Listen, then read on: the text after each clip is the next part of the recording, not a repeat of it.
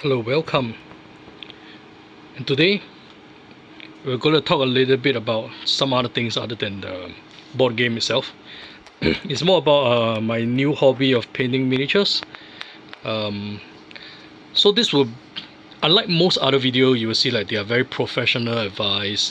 They will tell you about all the advanced technique, advanced stuff to do, and all this. So it was helpful to me, but I find that what was more helpful was actually listening to another amateur who had just started, and I couldn't really find such video there, so I decided to make one here. I have not even painted my 10th miniature yet, so I'll consider myself very much a amateur, and this is more to maybe to share my experience with other people who had not painted before and then is keen to start on this hobby. Also is to make a record of my journey, how I started all this, and eventually most important thing in this video is actually about things that I bought, and I think and advise new people to actually buy. I also talk about how to get them, and if you're really interested, just make a comment below. I'll tell you where I get this from. So first, let's take a look at about this table I got. So as you can tell from the legs, and all this is the IKEA table, the square one. It was originally taken out, removed. My original intention was actually to throw away this table, but before I get to throw it away, the table actually ended up somewhere in the middle of my computer room, and the next thing I know, I have actually a piece of newspaper on it, and eventually this is what it becomes today. Okay, so that was how I started off miniatures. I have a lot of board games that actually comes with very fantastic miniatures, and it's no surprise that these miniatures they're actually of very high quality. So let's take a look at some of the miniatures actually I got. So this one, for example, is from I think it's from Arcadia Quest. So it's partially painted, and this one I see great potentials, especially if you look at the black shiny hammer and the golden knocks at the end. I really like the metallic color. So this is an almost complete miniature I have of some sort of orc ball or something. Okay, so the color is a bit weird. I decided to actually make most of these colors very comical because no, how can you get serious with this? I mean, all these miniatures they're really super deformed, if you ask me. So I have a very comical view of it. So this is why I chose very comical colors.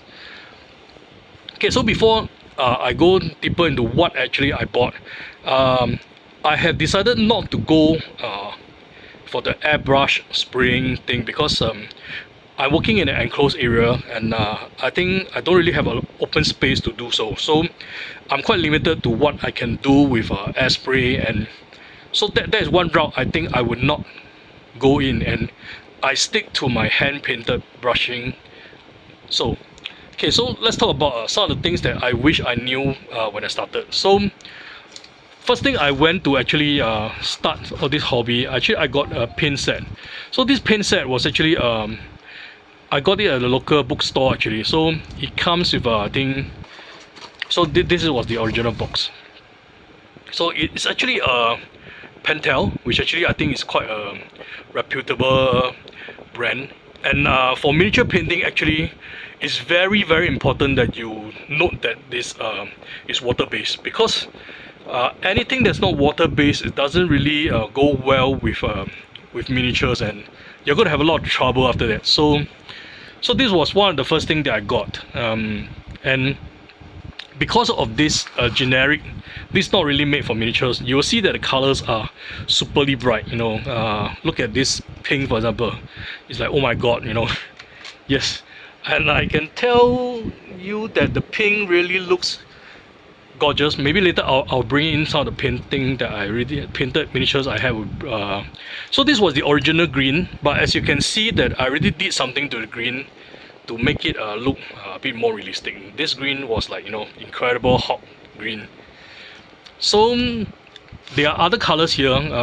Red is actually pretty alright. Yeah, and then and purple I did it with one of my other miniatures, which I'll show you later. So the color are very bright because these are generic one use. So if you want to get really like, you know, dusty, realistic looking colors, I think Army Painter would be one of those you look for. And of course, I couldn't recommend Citadel paint any less, but it's crazily expensive for me. And then so as an amateur, I'm not sure whether I'll really be into getting into this hobby a lot. So what I actually did was I bought cheap, and most of these things I'll talk about are very cheap stuff, and some of them are even like made on my own. Another set of paint I got was this set. This comes with a bit more color, but unfortunately I must say that I wouldn't recommend this because the coverage of this paint are quite bad. And I can tell you why it's bad, because if you look at this miniature, the blue here, the blue was a result of the blue color there, so it wasn't covering very well, as you can see. So the base is still exposed. You have to probably go a few layers. Okay, so after getting that, I've been painting for a while, and you know, when I paint, I wash my brush.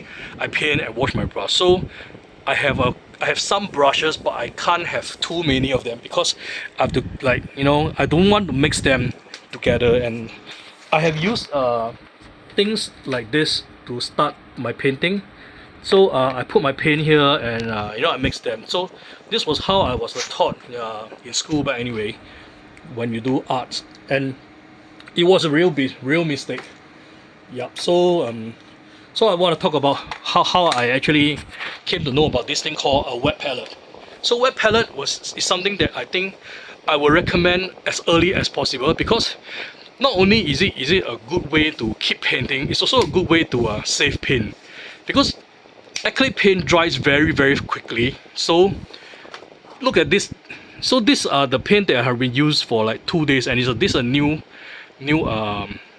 palette. So there's actually a new water absorbing paper, water transferring paper actually, and the paint paper on top. This is basically a box with a sponge below. So you can actually get this quite easily. Highly recommended, because when you paint, it keeps the paint wet, and you can actually paint for days using the same paint. Otherwise, you would like leave it for 30 minutes, it will dry up. So this is where you put more water inside. As you can see, the water is dry. I have to top up. The water will flow in through some holes, and you'll keep this place wet all the time. So this is a paint palette, which actually I highly recommended. They are different brands and even homemade. So as long as you like get this box with the right texture, I mean the right containing.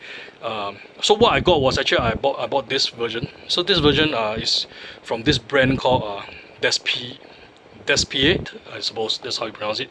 So it's a color palette meant for cleaning. So you see there's an instruction. This is about sponge. There's a water transfer paper and the painting paper itself, and you add more water to it to keep it wet.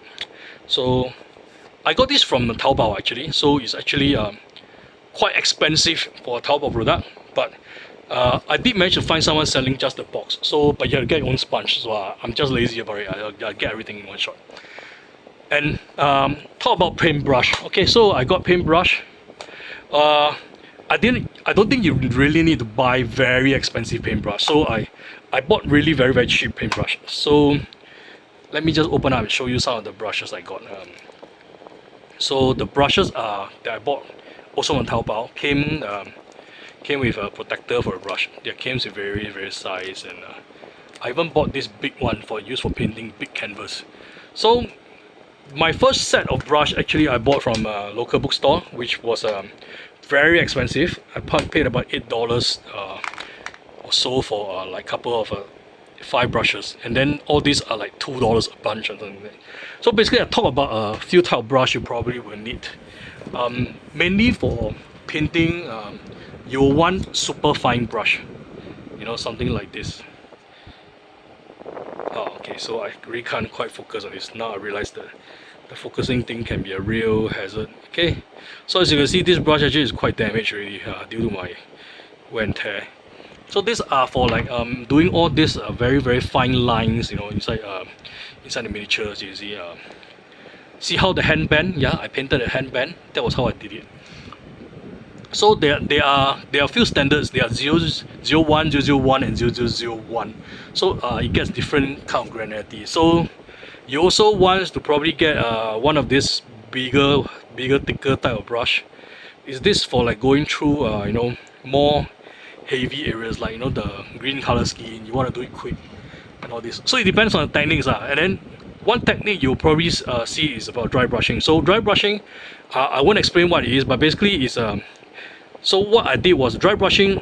You're gonna spoil your brush, like how I did for this. So I didn't want to like spend too much on a very expensive brush. You just either use an old brush, but this type is great for dry brush because it's flat, and then you get to like brush over a lot of surfaces. So dry brush will be one of the techniques I think you can search to read more about it. I talk about holding miniatures. You know, you want to hold the miniatures, like, you know, it's so easy paint. I can do it upside down with this, right? So if you look at some of the videos, you will see Citadel has this miniature holders. Yeah, so that is probably quite expensive, but if someone is willing to, like, you know, give me a set to try out, I don't mind. They are probably very good. But until then, this is the makeshift I have. What I did was I bought this cheap bottles that's used to contain ink, and on top of that you get something like let me try and find basically there are many brands. The more famous ones are Blue Tack. I'm sure you heard of Blue Tack. Yeah, so you heard of Blue Tack. So I got other brands here also. So this was a lot more cheaper. Basically they are like glue. So this was like a local convenience store for 150. I get a box of this, which actually is super cheap. And basically I place it in between the miniatures and the bottle to hold it. And I fill the bottle with water because if it's empty, the weight will all be on top. You'll topple very easily, and that's not a good idea. So basically you put one part on the bottle and one part you just press your miniature on it, and it sticks pretty well, and then it comes out very easily. You just need to roll it a little bit. So this is how I mounted most of my miniatures. If you do, before I actually got this bottle, which I bought 100 of them, there are other ways to do it. You know, like the bigger miniatures like this one. This is actually so big that I think this is actually not even but you choose something that's great for your grip, and then, you know, it's like it's big enough for the base, and then you can like paint easily well over the various bases. So this one I also fill with water to give it some weight so that it doesn't like topple over very easily. Okay, so we talk about the other thing I get here. Okay, so you see this is a magnifying glass, and this even comes with light. Okay, so I don't know if you can see the magnification, but basically it magnifies everything. So look at my hand, so it magnifies the miniatures. So this helped me to work with originally, you can see there's a holder to clip onto your miniatures. There's also an additional magnifying glass, as well as some place to hold a soldering pen. Okay, so I thought about soldering pen. Why? Because this was not originally not made for miniatures, but this was probably about I say about $10 or more, slightly.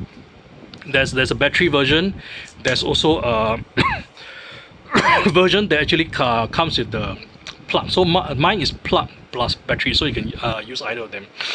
Or alternatively, you can use the another type which is actually fully battery operated, which I have here. I'll take it out from the rack. So this is also a magnifying glass. You can actually expand it so that you can like stand it up, but it's not as good as this stand. So I have to use it more like a handheld magnifying glass when I need to. See, so for very fine lines, it helps you to paint up. Okay, so we talk a little bit about this bucket. Okay, this bucket I also will advise amateurs get it ASAP, because you find you need to keep washing brush and everything, right? So why not wash it in style? So this bucket is actually not very expensive. I've actually been painting, as you can see. So after you paint, you want to like wash it, and then what you do is you just brush it against all these flaps, and then it's like it helps you wash, or you can just soak your pen a little bit inside to You can actually do it about the same thing about over this side as well, but I didn't like to use the other side because you need more water. I only put very little water, and you can just put it this way to dry. So this bucket is actually like, you know, about $1 or something. It comes with its own paint palette, but it's a dry palette. I didn't really like it, but I just kept the bucket, and the bucket has a handle. You can just like finish it, you throw away all the water, and then, you know, you refill every so and then. So that's really good. So next thing, you see a lot of stuff here. I'm gonna go through some of this with you. Okay, but I realized that the 8 minutes timer is coming up again. I have to join this video, so let me maybe just glance through it, and then I'll start a new video and join it again. Probably with all the 8Ks, you know. I don't understand why there's a time limit, but there is a time limit. Okay, so this rack was something I bought. It was not very expensive. This is about I said about a few dollars. I bought from Taobao as well. So you can see it's actually pretty good to keep all my stuff.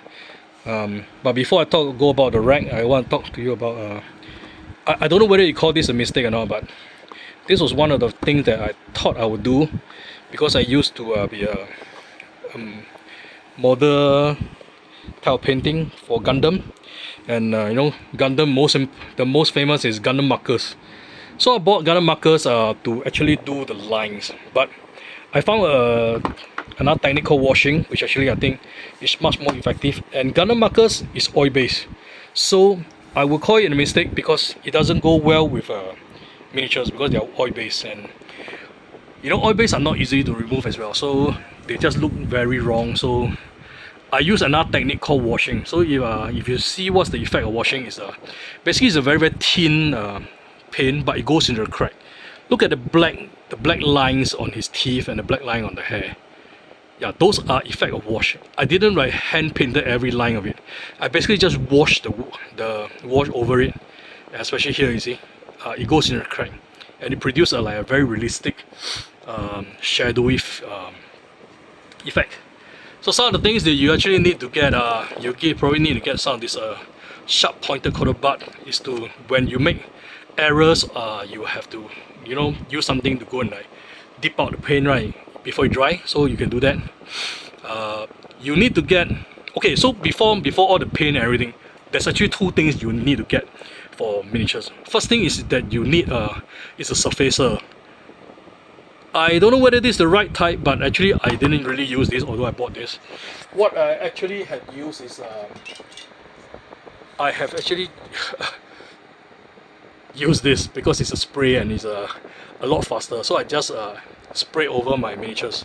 So as you can see, why are all my miniatures grey? You know, like this from Mice and Mystic, they're not grey, they are yellow in color when I got it, and this was actually brownish black, but they are brown.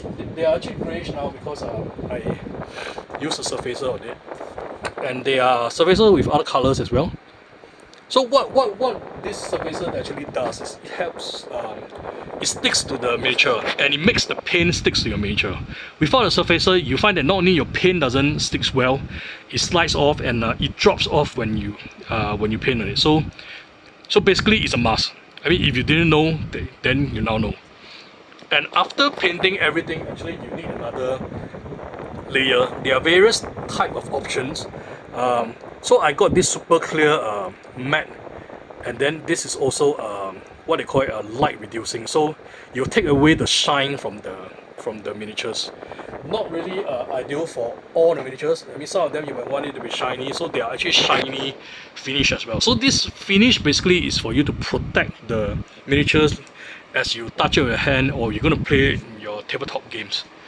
So talk about a few type of paints I got. I actually bought a lot more, and then so these are some of the things that actually. Also, I use this for mixing paint before I got a wet palette. So not very useful. Crocodile clips is actually used to cram onto the miniatures, and then you poke it so that it stands up. But with this improvise, I think I probably don't need it for a while.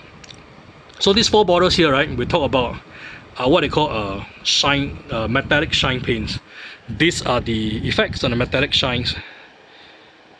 Okay, so you can see the black hammer and the horn shines right in the light, right? You know, it's like flies with the light. Yeah, here you go. Yes, yeah. So these are really fantastic paints, and also, you know, you can see like from the. Let me show you the horn, for example. The horn actually is not so shiny, but it's pretty much because I already washed it with white, as well as the, you know, his armband, you know. Yeah, so the gold color really shines. So these are like the 4 shines that I got. I got normal paints, so these are miniature paints. So what I showed you before just now, there, those are not miniature paints. They are generic acrylic paint. These are miniature paints. They are more expensive, but I still have not upgraded to the level of Citadel. I probably can't afford it unless someone sponsors me. So this is the other type of thing that I talk about. It's called wash. Wash basically are very thin, very thin paint. They will go in. The aim is for them to go into the crack. So you can go and search how to do wash, you know, and things like that. And this place for me to poke all my brushes. So I got this dropper to help me, you know, take water. Yeah, and then I have okay. So this is actually this from the game Vindication. Is a very nice piece. But I don't think I'm confident to paint this because it's such a beautiful miniatures. I'm afraid I might totally ruin it. Okay, so basically what I've gone through most of the stuff I have here. So let me show you some of the miniatures that I've already done. Okay, so we talk a little bit about some of the miniatures that I've done.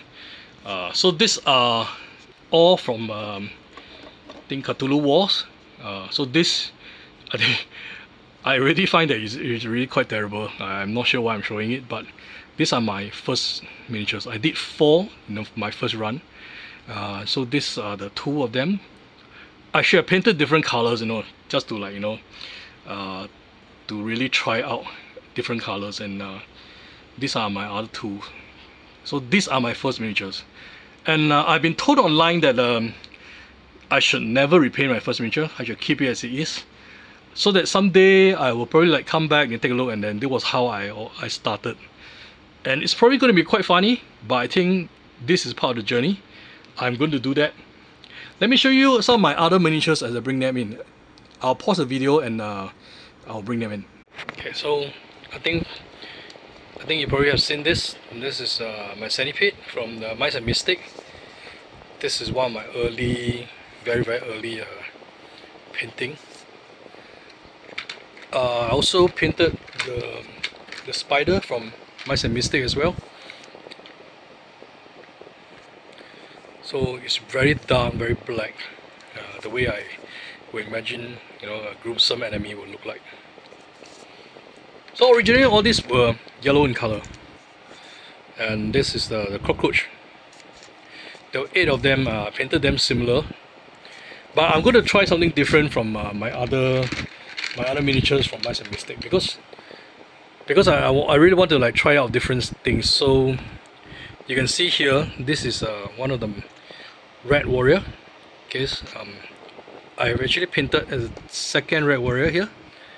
So you can see I try to play around a little bit with their weapon colors, their armor as well. I want to try out maybe different colors of red. Maybe I'll try some grey and black.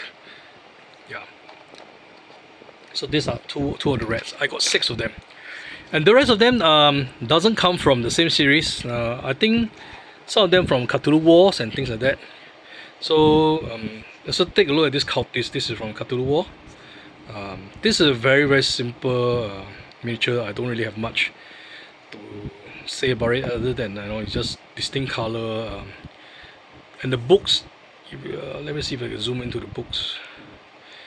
So you can see the pages on the books, they are blackened. So actually I washed it, that's why, to give it this effect.